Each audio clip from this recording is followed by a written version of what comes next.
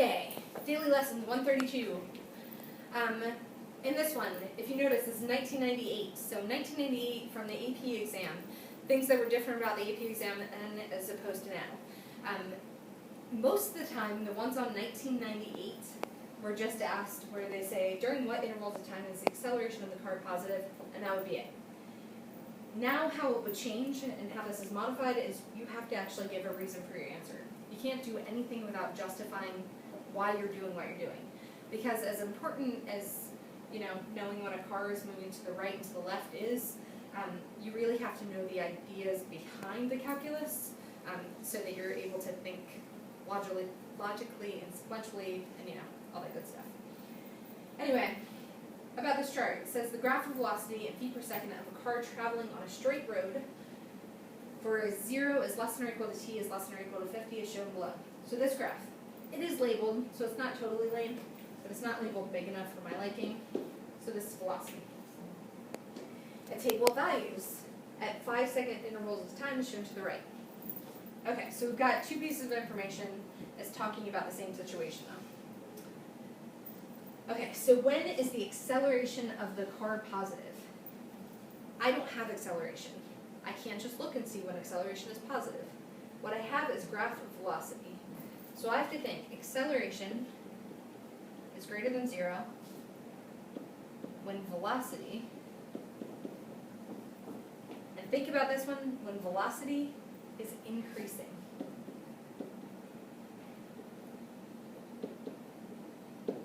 Remember, acceleration is the derivative of velocity. So acceleration is greater than 0 when velocity is increasing. We gave a reason for our answer before we actually had an answer. Now I'm going to go up to the graph. I can see my velocity is increasing from here, 0, all the way up to, where is this, 35. This occurs on the interval 0 to 35. 0 is not included, 35 is not included because we don't know what's going on there. If there could be a sharp turn or something else, and we know the derivative at a velocity right here is 0 because there's a horizontal tangent on velocity. Okay, find the average acceleration. Anytime you see average, you should be thinking slope of the secant. So slope of the secant, average, you're doing y2 minus y1 over x2 minus x1, you're just finding the slope. And it's over an interval from 0 to 50. So, acceleration is the derivative of velocity, but if we're finding average, we're finding the slope of the secant. So v of 50 minus v of 0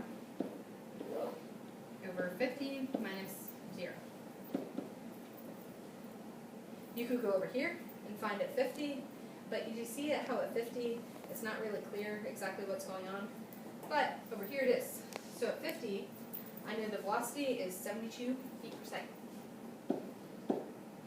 The velocity at 0 is 0.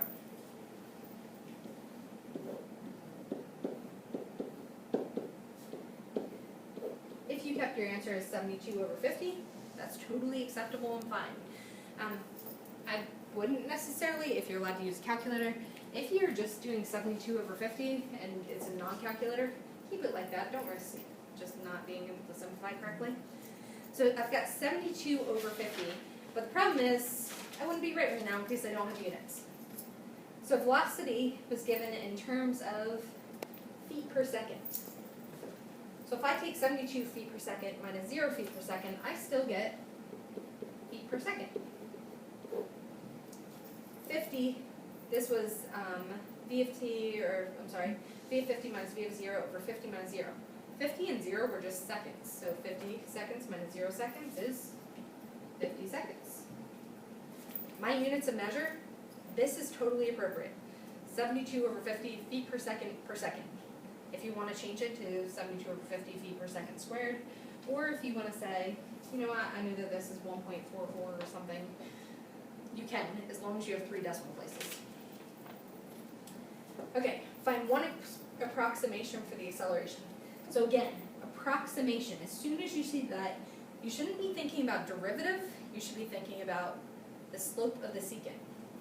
derivative, slope of the tangent, approximations or estimations, or slope of the secant. T of 40.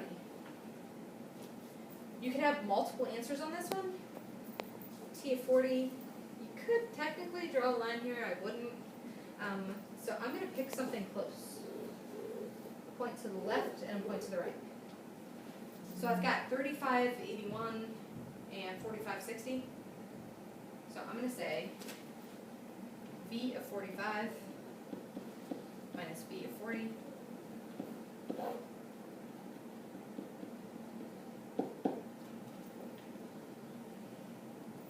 V of 45. I get 60.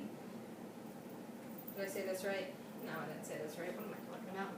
But this is 45, and the other one that I used close to that was 35.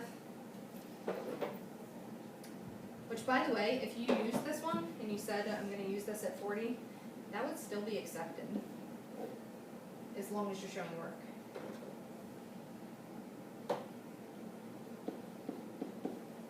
So if you chose a point to the right and to include 40, or a point to the left and chose to include 40, or if you want to choose a point to the left and the right, any of those approximations is fine. That's why it says find one approximation. You don't have to do multiple ones. This one would be 60 minus 81, 10. If I subtract this, I get negative 21 over 10.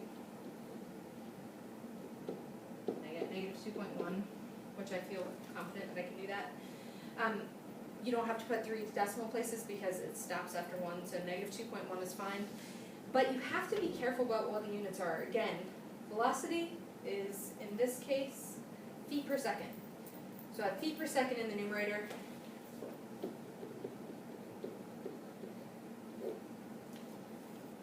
(45 seconds minus 35 seconds. We've got seconds in the denominator. Feet per second. Feet per second squared. Make sure it makes sense. Acceleration. Yep. If you accidentally put meters per second squared or something like that on an AP exam, the AP readers are going to look at it and they're going to say, nope, sorry, not so much. So it stinks. Don't do that. So I showed the computations that were used, and I indicated the units of measure. It doesn't say explain anything, so I'm not going to. Okay, speed increasing or decreasing. And if you remember before, from, there it is, speed. Speed is increasing when velocity and acceleration have the same signs, decreasing when they have opposite signs. So I need to compare.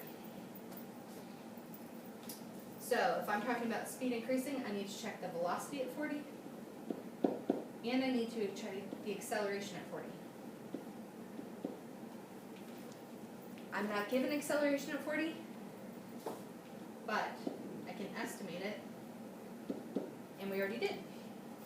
At v prime of 40, we estimated this is the slope of the secant. We said this was negative 2.1 feet per second squared. Velocity at 40, this is just 75 feet per second.